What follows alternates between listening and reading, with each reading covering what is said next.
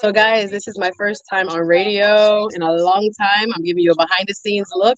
Suzette Speaks Show 94.3 FM, as well in Miami, as well as 102.1 in Fort Lauderdale. We have Port St. Lucie call letters, as well as Orlando 99.7. I'm excited. Suzette Speaks Show soft launch. So, this is behind the scenes. I won't be looking at my YouTube fam, but thank you for watching. I'm live on the radio.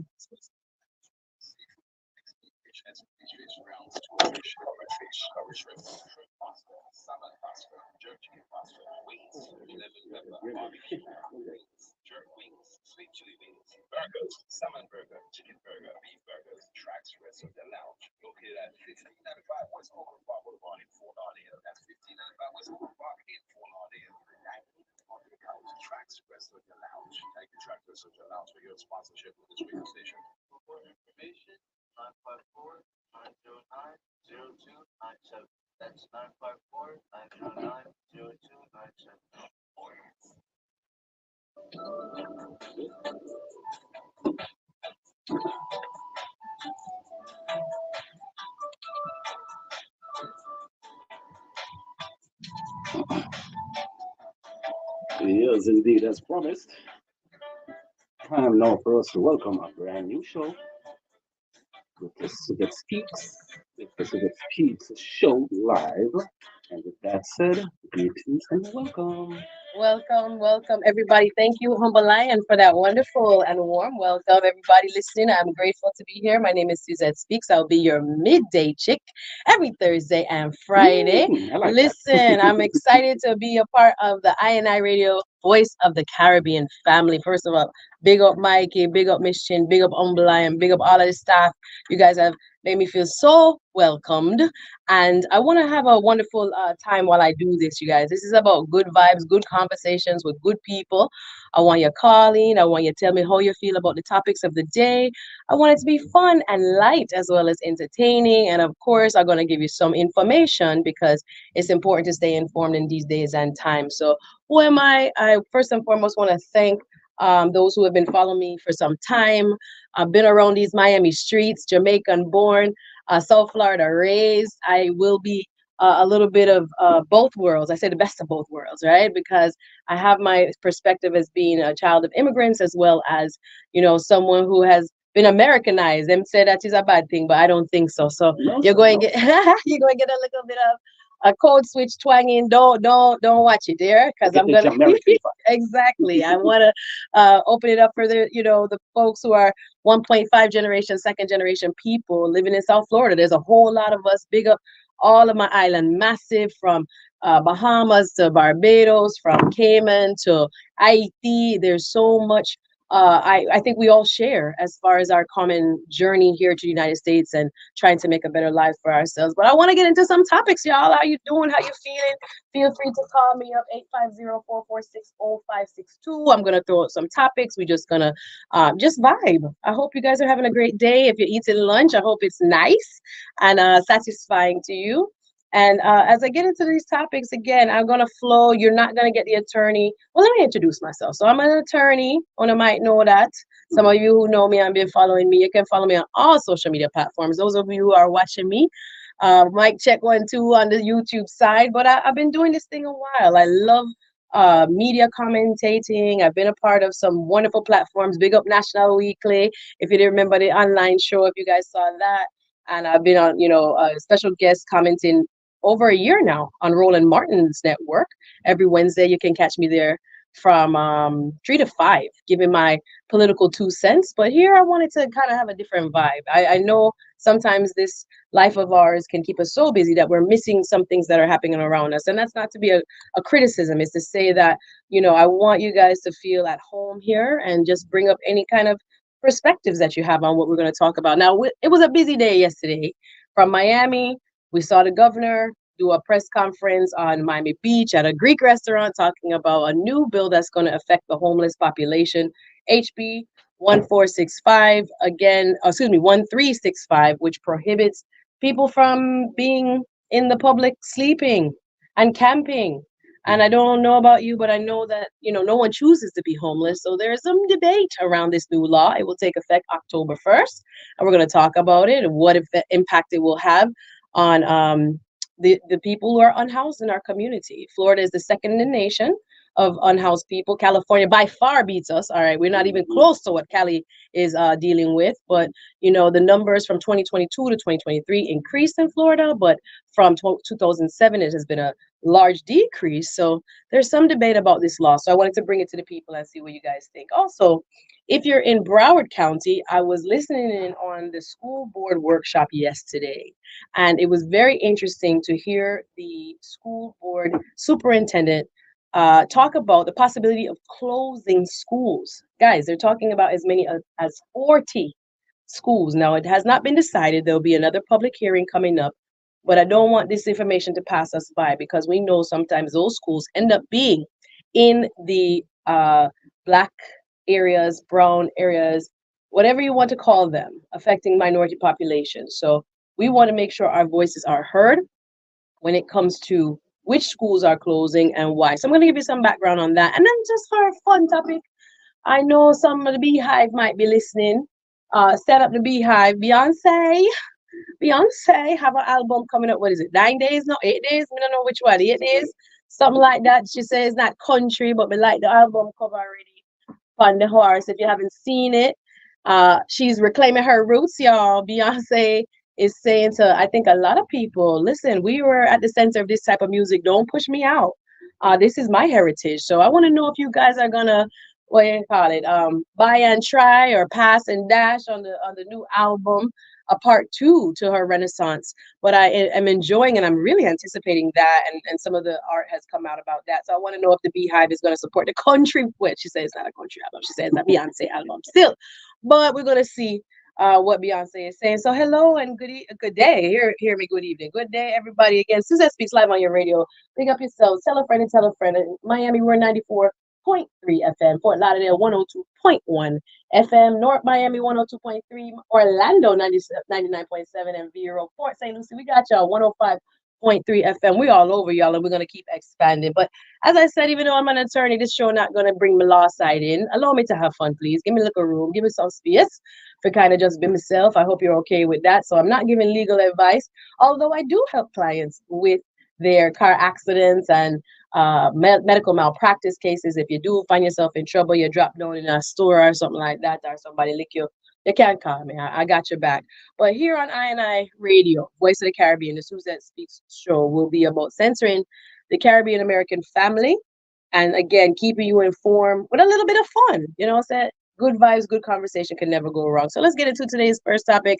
I want to first talk about what's going on. Let's start with actually Broward County. Big up Fort Lauderdale. Fort Lauderdale, if you're listening, let me know online and let me know. Call 850-446-0562. 850-446-0562 if you have your 2 cents to give me about today's topics. But yeah, so we're gonna start. Let me jump right in, y'all. When it comes to what's going on in Broward County, I was a little bit taken aback. The workshop was held yesterday. It was a busy day. Yeah, they met downtown. Now, these workshops happen before the actual meetings to discuss what's coming up. So you can get a feel of what is actually going to take place in the school board meeting.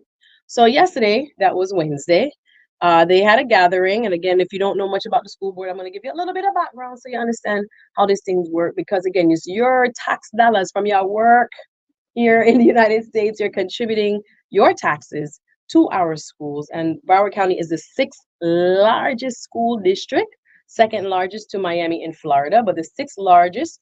And we have a population program, y'all. Kids are leaving the schools to go to charter schools, and they're saying they want to downsize the amount of schools that they own, and that possibly will lead to closures and consolidation.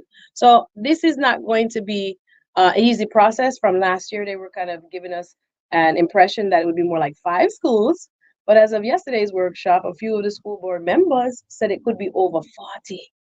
So we're thinking about convenience for parents when it comes to neighborhood schools. We're thinking about busing and things that will impact our young people.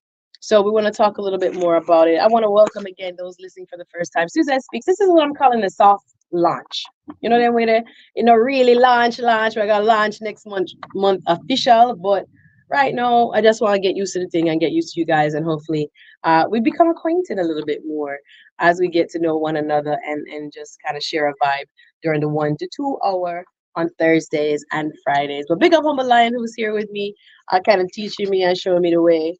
But let's look at what's going on with Broward County, y'all. And please, again, feel free to call in. So, Superintendent of Schools, Mr. Peter Licata. Peter Licata is telling us that the school district has too many schools open right now. So Broward County, if you don't know Peter Licata, he's probably one of the most powerful men who in the Fort Lauderdale area are helping to shape the minds of our young people in a school system that is now, again, he's saying, and it's been proven with the amount of enrollment going down, that there are several schools we have that have less than 70% enrollment. What does that mean? You have all these schools and you have teachers and you have facilities that are which I say optimized, as they are arguing. And I'm going to give us a little bit more background on that. So Broward County has about 332 schools, and we serve about 256,000 students. That's a lot of kids, y'all. That's according to usnews.com. And just another fun fact is that about 80% of the students in Broward County schools, public schools, Broward County public schools, let me be clear, not the charter and not the other private schools. This is the Broward County public school system. 80% are minority. I have a caller. Oh God, me excited. Wanna call in, man? Me excited. I want to take the call. Let me take the call. So, caller, good afternoon. How are you? Welcome to the Suzette Speak Show live for the first time.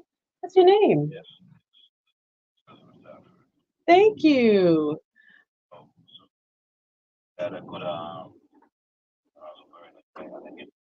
Robert Runcie. That's your talk. I know. I know.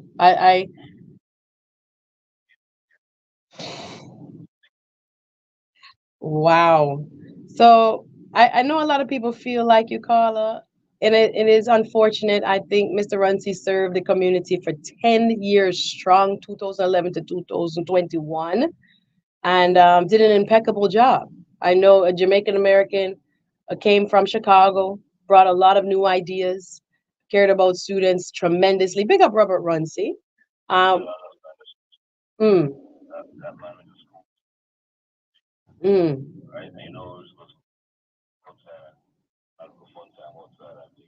mm.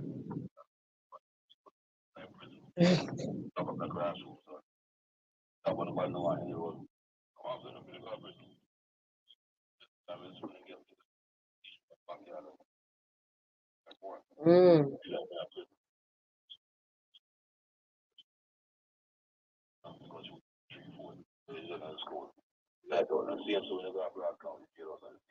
Mm. Well, your point is very well taken. Thank you, sir. I appreciate you calling. Bless up yourself. All right. Well, I appreciate you calling and sharing your opinion again. All of you are welcome to call in 850-446-0562 is the number to the studio. 850-446-0562 is the number to the studio. And I'm grateful that again you guys are listening and hopefully learning a little something about what's going on here in the community because this affects our kids. As I said, the kids are the future. So if we're not paying attention to what is going on, things will happen right in your backyard. And the next thing you know, the high school down the street and the middle school you used to go to and the elementary school around the corner close. So we have to pay attention. And I have another caller. Oh, let's go. Welcome. It's the Suzette Speak Show Live. What's your name? Hi.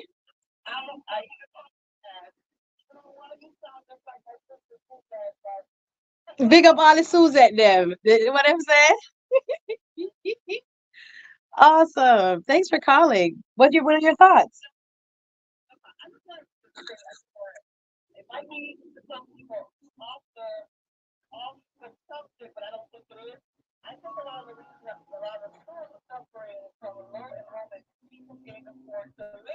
Mm,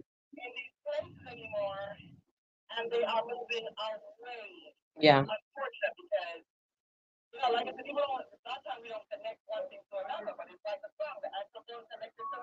Yeah, man.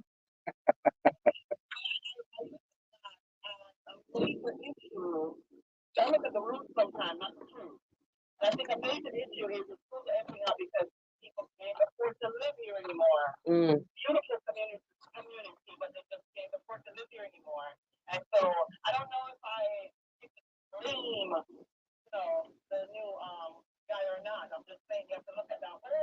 Yes.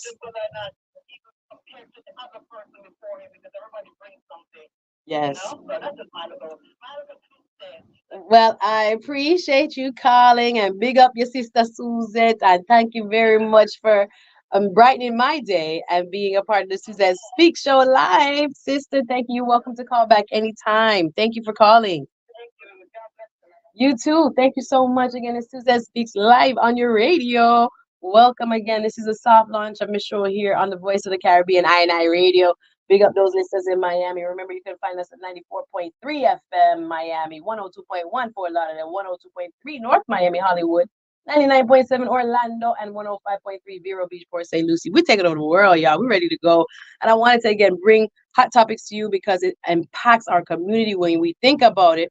Broward County right now, you guys have 332 schools. That's a lot, 332 schools, right? And when we break it down, the students are 80% minority. That's what usnews.com is telling me. And 36.4, to my sister's point, percent is economically or defined as economically disadvantaged. So a third of your students are in Broward County are are on the poverty line, right? Parents are struggling. Then schools we know are a resource for food, not just, the learning is supposed to be the focus, but the wraparound services, the teachers are able to identify problems at home, provide all types of resources for our students. Again, they are the first line of defense against any type of craziness at home, abuse, etc. The teachers are the first line of observers and lifeline for many students. So not having as many students enrolled has become the issue, and therefore we are hearing our school board in Broward County, Fort Lauderdale area, is now considering closures and consolidations. Again, there's going to be another upcoming workshop I'm going to tell you about when, and it's going to allow the public to speak to what they think should happen. Again, we have 9 school board members in Broward County. If again, we had a wonderful track record among our superintendents. We had Robert Runcie, as the caller pointed out, 10 years strong, Jamaican American, who brought some wonderful changes to the Broward County School Board. We had Vicky Cartwright, which was up until last year, 2 years. We had Dr. Valerie Wanza, Erlene Smiley. It's been some changes recently. After Robert Runcie, we've seen quite a few actually superintendents of school. And now Peter LaConta was appointed July of 2023, so not quite a year for him yet. His previous position was a regional superintendent of the Palm Beach County Schools. And just to mention, we have another caller. Let's go. Let's take the call, please. Hello, good afternoon. What's your name, please? Where are you calling from? Hi, Carol. I think I know Carol. Maybe I don't know which one Carol, but it's up. Hey, I love my sister. How are you? Thank you for calling. Thank you. Mm.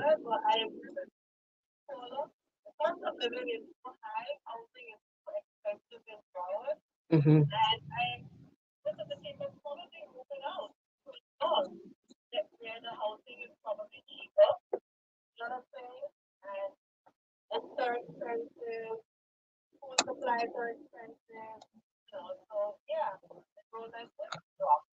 Yeah, it makes sense. We have a housing crisis, y'all. Don't come to Florida. Wanna stop come. Wanna stop come. Because right now it hard for 2 working people. I was like, I don't have no kids. How people getting it done? How are people getting it done with the children? With the cost of living, and as you're saying, the housing prices here, not only the prices, the rental prices. When you look at what people pay for rent, I said, God, I don't know how people doing it with kids. I barely feel like I'm making it. And it's so much stress when it comes to financial and the economic challenges of being in South Florida. The people who grew up here, let me know what you feel, because how I feel, I look around, boy, I can't afford what my parents could afford when they first came here. and the type of struggle a lot of folks are making their way up to Port St. Lucie, up the road. Stewards and those places are built up, are getting more of us. A couple ladies who work for me as paralegals. I said, no, Susie, we can't afford Broward County. We move up to Port St. Lucie, and I don't blame them. And some people are even commuting the hour and a half back to work and living there. So it is a real crisis as far as the economics. I agree with you full heartedly. Carol, thank you for the call. I appreciate you listening. Thank you, my love, and I'll see you soon. All right, big up yourself. Thank you so much for calling. Again, you can call in and give us your feedback on today's topic. I'm going to pivot in just a second, but 850-446-0562. Again, I Radio, Voice of the Caribbean, my first show, Suzette Speaks Live. I'll be with you every Thursday and Friday from 1 to 2 p.m., sharing hot topics good with good people, good conversation, right? A little bit of fun, a little bit of education, everything to hopefully brighten up your day is the intent. So, talking about the school board, I want you guys to know what's going on in the sixth largest school district in the nation, second largest in the state. Again, we have 150. I didn't know this. Broward County has 150 preschools, 212 elementary, 115 middle schools, and 76 high schools. And they're saying a lot of the middle schools might be open for consolidation and maybe turning schools into K through 12 or K through 8 schools, maybe possibly selling the properties. There are some other alternatives that are coming up in the discussion.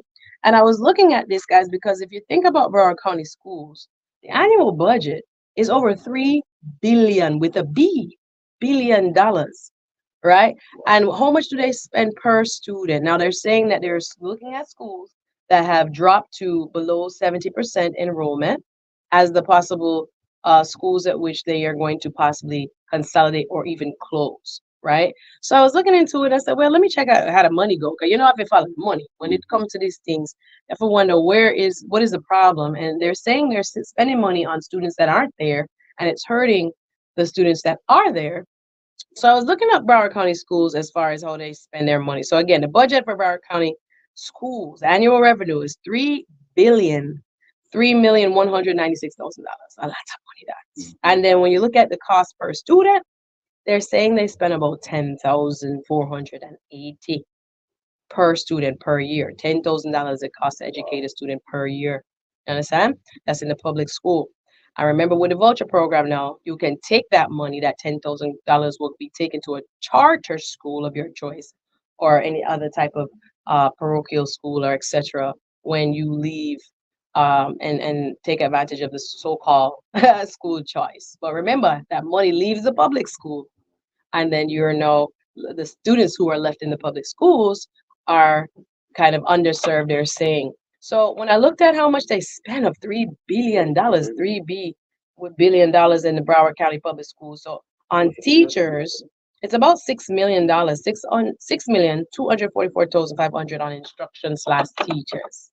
So I thought that was very interesting. And then support services, you know, you can't have a school without cleaning and light bulb and all of those things and the facilities maintenance alone. So in support services, there's about $3 million. And then other expenses, 366 million. I don't know what that means because I'm thinking, well, you have food, and there's so much that it costs to open and run a school properly. So the staffing cost is not the major cost actually, which is very interesting. And of course, you got to pay taxes and take. The tax free. I got to think about how they're spending all this money. I didn't get into the details of each of these categories. This is according to the Ann Stork Center Inc. But yeah, looking at it, we have to be careful because we don't want to lose our neighborhood schools. I think we have to be very careful where you live and how many students are at these schools. We have to, I was looking at some of the neighboring middle schools where there are some that are under 70%, while there's others that are overpopulated, which is actually a thing too. So according to NBC6 Miami, you guys, Broward County, at their meeting in February of this year, did agree to a teacher salary increase. How much you think Broward County teachers make? I'm not going to put them business out there, but I'm going to look it up. So I'm going to share it, right? So in the latest contract, which was agreed upon in February of this year, the school board voted 6-3 to approve a new contract with Broward County Teachers Union. Now that gave teachers a 3.65 to 4.56% raise. So 3 to 4.5% raise, right? So guess what, Humberline, the starting salary is for a teacher in Broward County? About 30,000.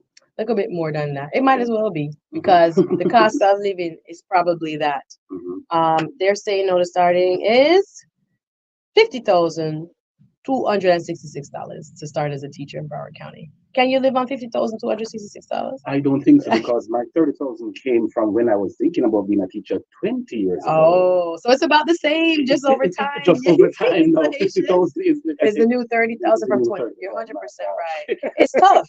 I could imagine wanting to teach and wanting to educate students, and that is the starting salary. gosh. Mm-hmm. So people would say, how come we can't get people into the teaching profession? But it is a very difficult thing to look. And we have three callers? Ain't no way. No, oh, is it? Okay, sorry. I'm misreading the queue. No. We're gonna get this coordinated. I Okay. should have said this to you before. When Yeah, I put man. on the theme song, we have 3 minutes left. Tell me. Four for break. Okay, tell me. Yes, Okay, so so we're good. we're We're not, all right. more than good. So Tell we you, just want, live radio, no jive radio. okay, let's go. I'm learning. Thank you guys watching on the YouTube side. Thank you guys for listening. I appreciate you. We're gonna have a quick break and then we're gonna go into our next topic. But yeah, big up everybody who is a teacher. I love our educators. And then there are so many more who care about our schools. So we're gonna stay on top of this and make sure the schools that need to stay open do stay open. Guys, make sure you go to the next meeting. They have a meeting coming up May 14th, a workshop, and then the actual school board meeting will be in June. But May 14th, those meetings are live and direct, 600 Southeast 3rd Street, downtown by Las Olas, basically, 600 Southeast 3rd in Fort Lauderdale. So May 14th is the next workshop. You can sign up for the public hearing and you can make your voice heard at the workshop May 14th. And then June, we'll have the regular school board meeting. So make sure you pay attention to what's happening around you as we go into this series of hearings about the Fort Lauderdale, Broward County public schools vote as to whether they will be consolidating schools up to even 44 dozen possibly, and which schools they will be and why. We need to make sure we're looking out for our students. Also, you can contact your local school board member. There are several people don't know. Yeah, they're done by district. And we have two at large, Alan Zeman, seat 8, Donna Hickson, seat 9. Those are at large, those are countywide. And then you have district based, where it depends on where you live, you vote for them. So District 1, Daniel Fagoli. District 2, Tori Alston. School Board District Member 3, Sarah Leonardi. District 4, Lori Alhadef. District 5, Jeff Holness. District 6, Brenda Pham. And District 7, Nora Rupert. So you will know, you can look up what district you live in, and you can always email or call their office. This is the Suzette Speak Show live, everybody. We'll be back right after this with much more hot topics. Awesome. Perfect. Thank you. That was my bad. I should have told you that before. That was my way. We're working. But I was live radio, no jive radio. People love that anyway. Let me keep it real. All right. You know what I mean? Yes. So, and then I'm going to do the same thing at the end. So I thought she said for me, there was only going to be a break at the top and the bottom. That's what it is. Oh, that's what she told you? But I don't think you did anything wrong. I don't know. I expected 1 and at 2. Okay, I don't know. But you did. I like the break because sometimes it give me a to reset. So I thought the commercial is still in there anyway, so I don't know if I think that makes sense to do at the 30. Yeah, but yeah. Mikey, oh my son. All right, we'll try to talk about some stuff. Not trying to be too crazy. Empty sheet, empty. Empty. There's 2 cards. Yeah? So right now, 5 minutes, 10 minutes. Okay, look on the camera, says something here. Look on the camera, right up on. Because it's camera. Yeah. So it's right there. Right, Big you want this tracker. No, that's all right. So you're gonna come back with some announcements? No.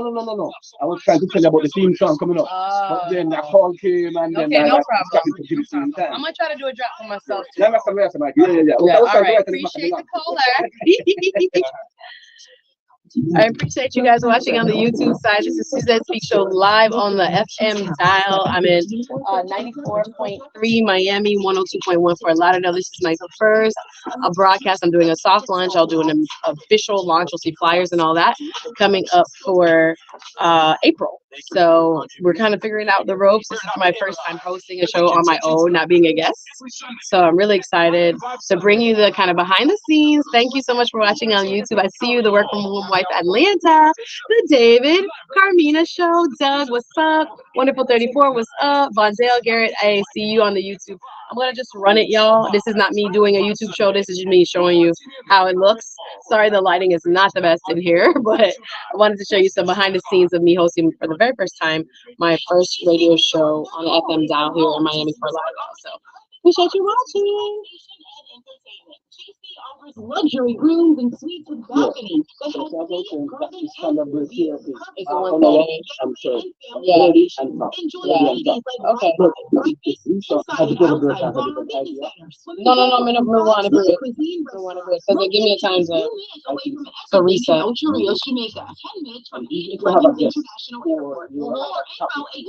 Call me. I'm gonna bring somebody tomorrow.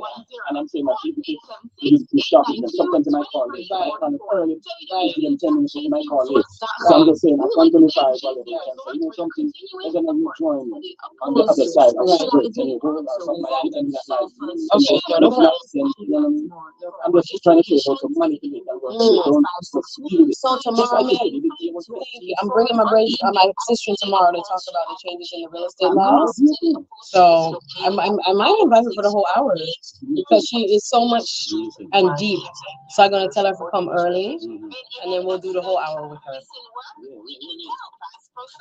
Auto accidents, accidental deaths, and other injuries. Fast Pro Services. We work for accident victims. We look out for their best interests. I don't know if you're aware, but the process just now is like amazing. Why? Because we're non-commercial station, we're not allowed to use the word commercial. Or FAR take a commercial break or they pay the bill. You just said it right. I didn't even know what I said, but I did. Okay. We're back after this. We're back after this. Okay, so don't say commercial. Don't overuse the word commercial. Okay, do that. Oh, wow. Because you're non-commercial station. I can explain more about that. That's all, yes. It doesn't have a lot to do with you on air. Yes, understood. But I'll explain more after. That's why I said we appreciate their contribution. You're a lawyer, you put on. No, I never understand why them always say appreciate your contribution. The main thing that they want for us as a non-commercial station, they're not supposed to use qualifying words to describe services or products. Not supposed to use qualifying. Meaning that a qualifying word basically is an adjective. Oh, okay. How this person is in this line of work. So, for example, if we're going to advertise a law firm, would say where you are, where you're located, whatever, we can say you're the best law firm in the nation. The next thing they don't want is call to action. So, call to action again. See her today. Okay. So, this is the two main things. Okay, thank you. Mike, can I give me that back?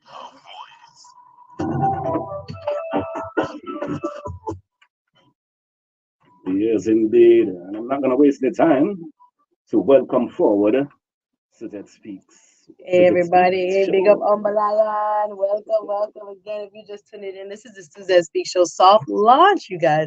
I want to welcome you. You'll catch me every Thursday and Friday on INI Radio, Voice of the Caribbean, from 1 to 2 p.m. We're going to be talking hot topics, hopefully giving you some information you can use and having a little fun at the same time. I'm a TV host, attorney, for those who don't know me. I've been around these Miami, Fort Lauderdale streets. I do still practice law. I help people with personal injury, again, the car accident thing, as well as medical malpractice. Can always call and get a consultation for free on those cases.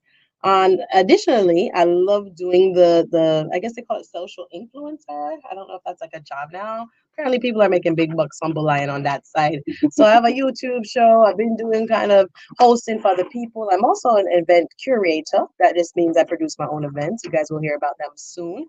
I do social networking events for professionals, so I want to invite you to those. The last one was February, baby.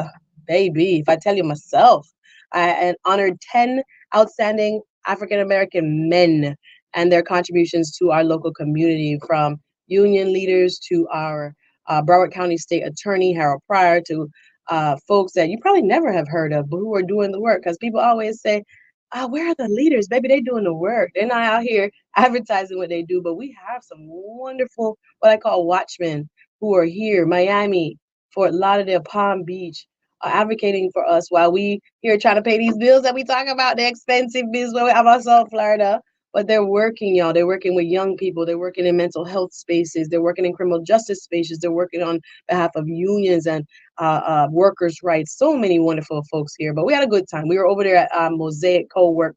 My next one, actually, I might as well plug it. No, when I can't come, when I can't sign up, it'll be on Eventbrite. Big up, follow Suzette Speaks on Eventbrite or all platforms really on social media. But we'll be Wednesday, April 24th at Bahama Breeze and Pembroke Pines. And we're going to be celebrating with business leaders as well as politicians who are around the way. We want to connect people. That's the basis of the events. You see people on TV, you see people on radio, or hear them on radio. You can't see them. Well, actually, you can see us on our website, but you want to know them. And I think that's the way we elevate this community, right? We get to know one another. We shouldn't be strangers. Sometimes I feel like South Florida, there's a lot of kind of ships passing in the night. People don't get to talk. People don't get to actually connect and see how they can help one another. So we're going to build that community. And that's one of my goals through my social networking series in real life, right? Come to Politicking and Networking Social, and I'll have more information as the show progresses. But yeah, I host things. I talk about things. I contribute on the Roland Martin Show each and every Wednesday, 3 to 5 p.m.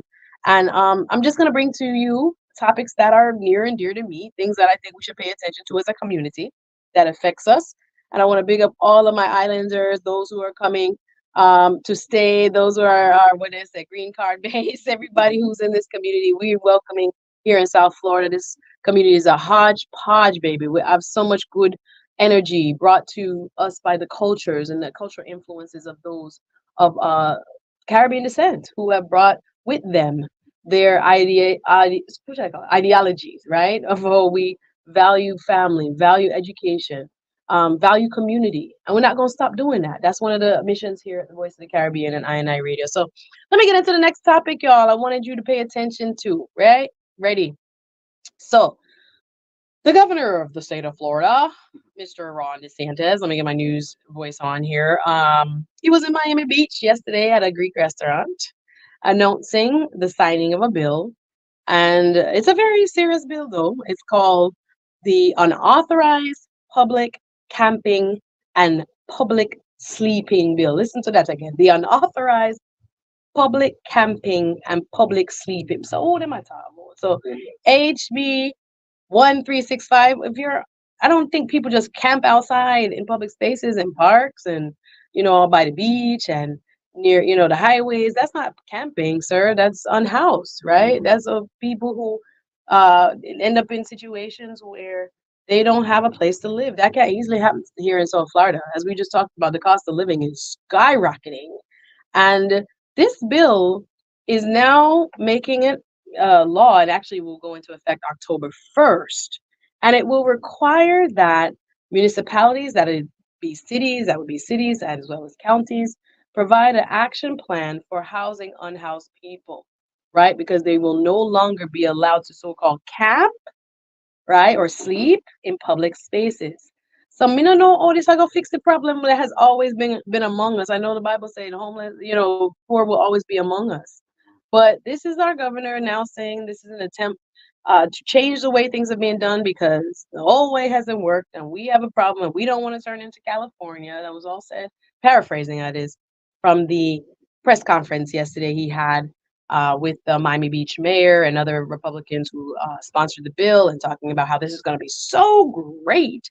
But there's also so many advocates on behalf of the homeless that find that this might be problematic if we are going to criminalize homelessness.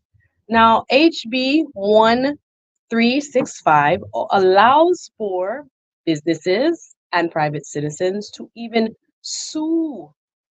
file a lawsuit against a municipality or local government that is not doing anything actively to house the homeless. So it's basically now given responsibility to the Department of Children and Families, Florida Department of Children and Families, to authorize municipalities to designate special areas, right? They can house unhoused people. the city governments, local governments can house them in specially designated areas for up to a year, right? But they just can't be any and everywhere. And I'm wondering how that's going to look as far as enforcement. Will we be trying to basically, some would argue, arrest our way out of homelessness? Is being homeless a crime? And now in the state of Florida, many are arguing that this new bill signed yesterday by the governor is in fact doing so. So again, it allows local governments to create homeless camps and shelters. Those shelters have strict, kind of say, strict rules in which they have to promote non drug activity. They have to make sure, obviously, children are safe because this will be enforced by Department of Children and Families. So, and I was looking at the budgets that were attached to this because now we're asking local governments to do a whole new service, if you will. And the budget for this was increased by 10 million from last year, the Florida state budget, but there has been no specific allocation for this new mandate. That means it's possible that since the Florida session has ended, that's the lawmaking period in Florida, where the Florida House of Representatives and the Florida Senate meet every spring to make laws and pass a budget. The only thing they're really required to do, y'all, by a law is to pass the budget. But them always I make whole heap more laws than passing the budget. But this allocation for HB 1365 was not a part of this year's budget. So it means that local governments may have to find a way to foot the bill to supply these designated, approved encampments as opposed to the informal ones that we have seen. I know we see them in different areas of downtown Miami. We see them downtown Fort Lauderdale, all over. I don't know if other people have noticed. I think during the pandemic, I felt like it was much more visible here in South Florida to see a lot more unhoused people. And so the governor is positioning this as being more proactive. I would encourage you to read. There are articles in the Tallahassee Democrat, which is a newspaper up from North Florida. I also have a good article, and I'll go read it to you, but from USA Today that has some background about this. But what do you guys think? And how will this impact our homeless population in Florida? Is it a good thing? Like I said, it increased about 16% from 2022 to 2023, but overall from 2007, we're down in Florida like 60 some percent. So there was a small increase from last year's numbers, last 2 years, but overall homelessness on the looking at the long term 10 plus years is down. So there are advocates that do feel like this is going to perpetuate, kind of like, instead of dealing with the root causes, now putting cities in a position to create legal landscapes as well as a physical areas now that will maintain. I'm talking about with bathroom, with sanitation, and all of those things. They have to be inside somewhere or inside a designated encampment.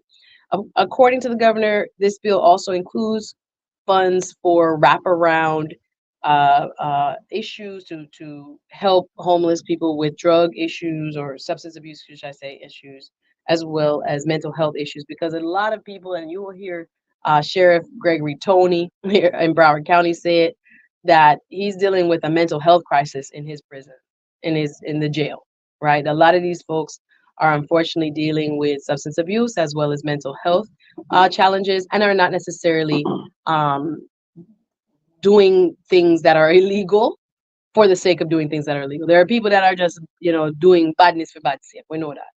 But a lot of times the people that we see that are unhoused have other issues that have never been addressed or not been addressed adequately. So there are some monies for that. But 30 million for a state the size of Florida, it sounds like a lot, but it's not a lot of money because there's how many different, just alone in Broward County, what is it, 31, excuse me, I think cities. So we have a lot that has to take place between now and October 1st. So I want to know what you feel about that specific law. And you can read much more about it, guys. You've got to pay attention to this because it does have an impact on our local government and their budgets, right? They might have to foot the bill for this because it doesn't seem like there's been state funding allocated in this last session. So HB 1365 is the name of it. Again, prohibits public camping and public sleeping. That's what it's called, public unauthorized public camping and public sleeping bill. was introduced by a Republican uh, uh, state legislator. So, want to see what you feel about that. You can always call us 850-446-0562. Do you agree with this bill? What do you think the impact is going to be? But like I said, during the bill signing yesterday in Miami, some accused him of making homelessness illegal. Like, is that a thing? Can we legislate ourselves by legislate this problem by criminalizing being homeless? But yes, it doesn't.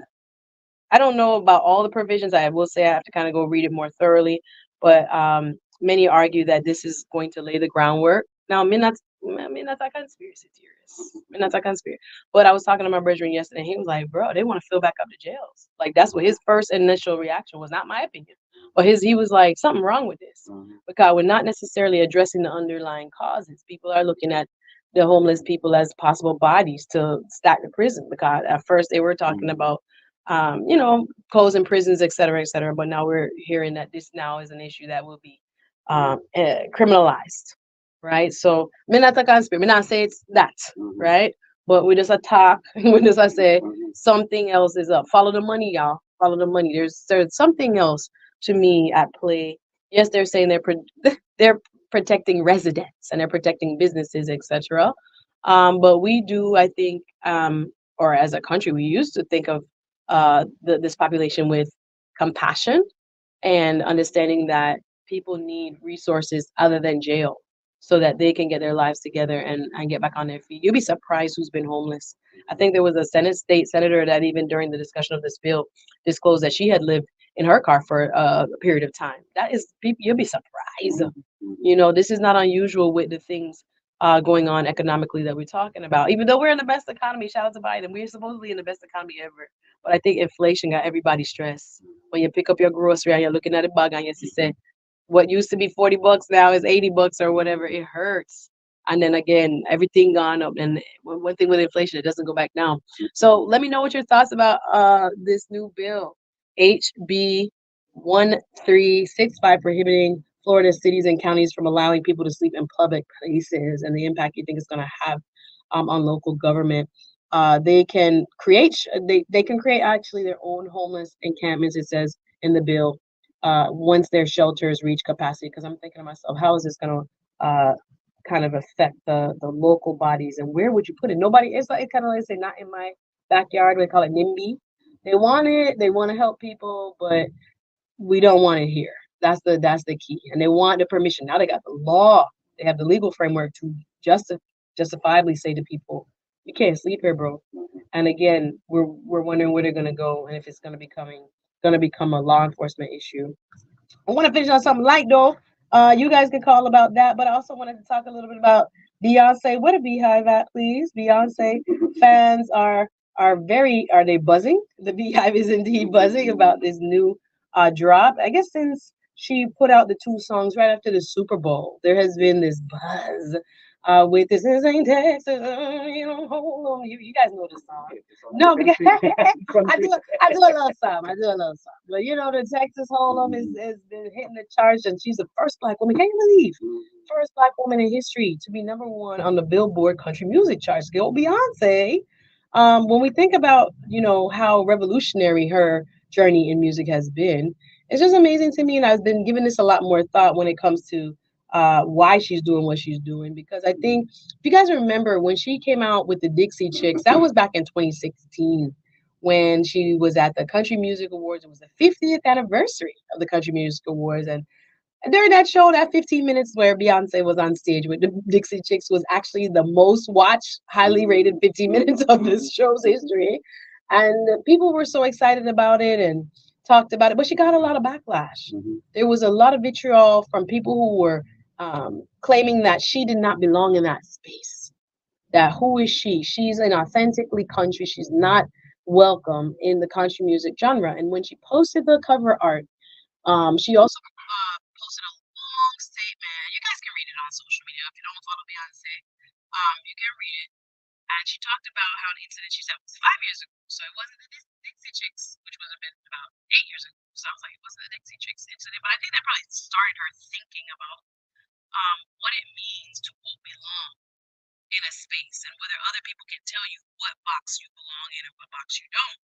So she's, I think, making a quite a political statement in her own way because people can say, artists not speaking up. They speak in their own ways, y'all. And I think she's using her platform to kind of broaden and also to remind people that Black creativity is at the center of country music.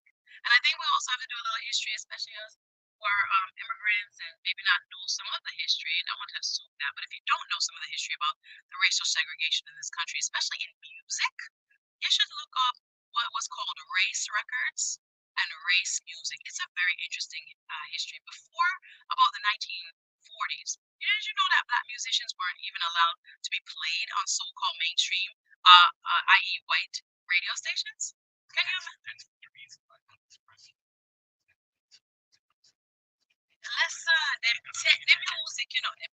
don't like the music, them I call it race records. But then them take the music and they imitate the music. And then they reproduce the music in a different form with a different face attached to it.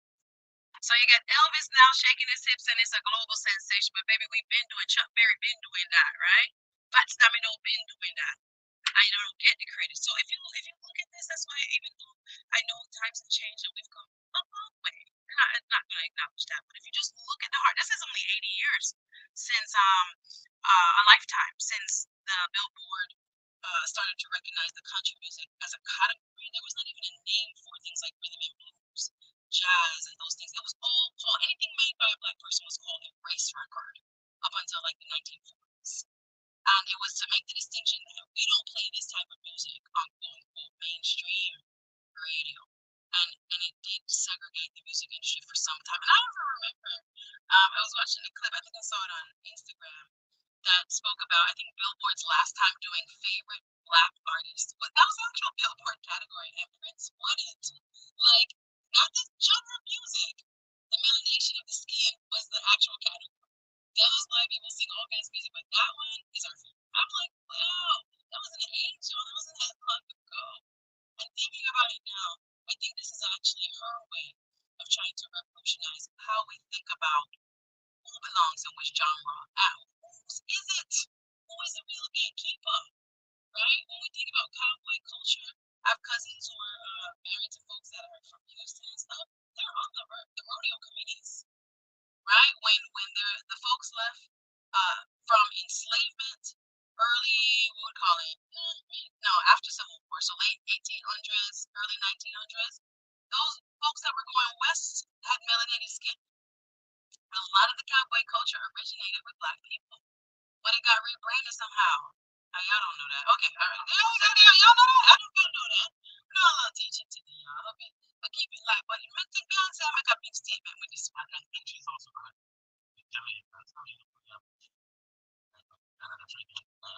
because people of one country. Yes. You don't make it up over dance or entertainer. Exactly. I think about my older uncles. Let me tell you, when them start play them little banjo with them little song, they were watching, and I don't think people maybe who didn't grow up in actually in Jamaica, maybe the first generation may not be aware that those westerns were played on TV in Jamaica. And the song, favorite music is country music next to reggae music. Yes, and not the fucking Jamaican, but it's considered exactly. Broad. Exactly. On the radio from different genres all over the world. Absolutely, and I have appreciation for it.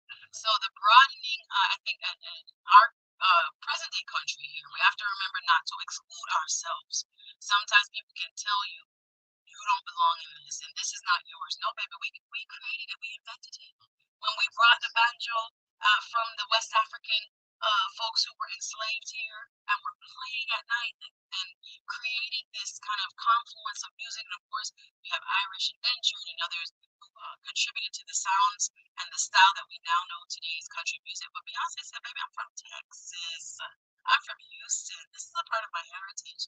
And you're not going to take this from me. And I remember just now, since the Super Bowl, one radio station that found out what the Beehive is really like, and they were refusing to put her on the country radio and play her songs. So I think she's already made the point and is continuing to kind of lead this conversation about genres because she has said this is not a country album. This is a Beyonce. No, no, no, no.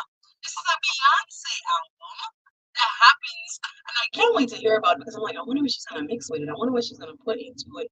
And I think it's the kind of similar thing she did with the Renaissance album when some of them, some people never like it, some they like it, but putting again black people, black brown people at the center of what was house music or I don't know if it got techno music or those type of EDMs. Yeah, that we started that. I know when you see it marketed, there's not a black face in sight. There's no melanated people around. But she was trying to say, guess what? We were the foundations of this. Remember it? The foundations of rock. Oh, come on.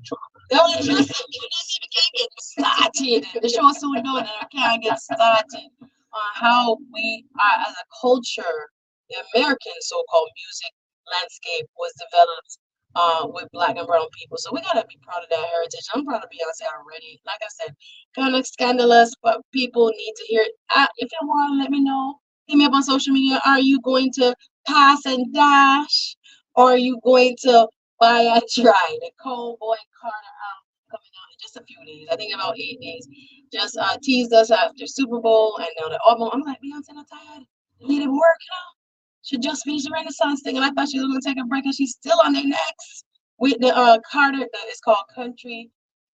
Excuse me, Cowboy Carter. Here we go. Excuse me, Cowboy Carter. The new album coming out from Beyonce. Let me know, y'all. You're going to be able to hear more news, information, good vibes, good conversations every Thursday and Friday right here on the Suzette Speak Show Live. And I want to thank the INI Radio, Voice of the Caribbean family. You can find us all over Florida, y'all. 94.3 FM Miami, 102.1 FM Fort Lauderdale, 102.3 FM North Miami, Hollywood, 99.7. Big up my Orlando crew listening. And of course, Vero Beach, Port St. Lucie. We're not leaving on the old. Everybody will move up that way anyway. 105.3 FM Vero Beach, Port St. Lucie. You can follow us on all social media. Check us out on X, YouTube. They're showing us in the studio. You can see me. You can also see me on my YouTube. Big up those watching on my YouTube, the Suzette Speak Show Live. And you can follow us on all platforms at The Voice of the Caribbean. The Voice of the Caribbean. Lock and Low our number here as well. Studio number 850-446-0562. These are going to be interactive conversations, y'all. So while you're calling, while you voice your opinion, get used to me, man. Get used to it. Because again, this is not a liar girl, This is a different side of me. When we can just kind of rap with you and get to know you and you get to know me and we just talk, yeah? So 850-446-0562. And again, you can follow me, Suzette Speaks. I'm on all social media platforms, Suzette. What I'm saying, 1Z, 2T. I don't know, spell it right sometime. 1Z, 2T. Suzette Speaks.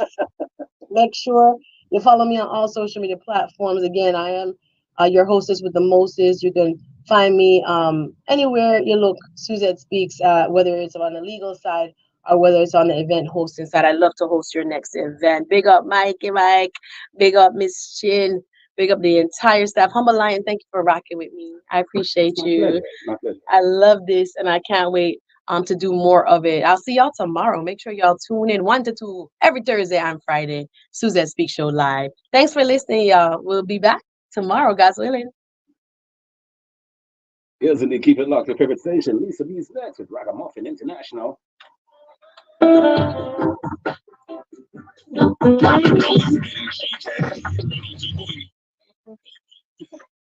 Thank you. That was fun. That wasn't smooth. Was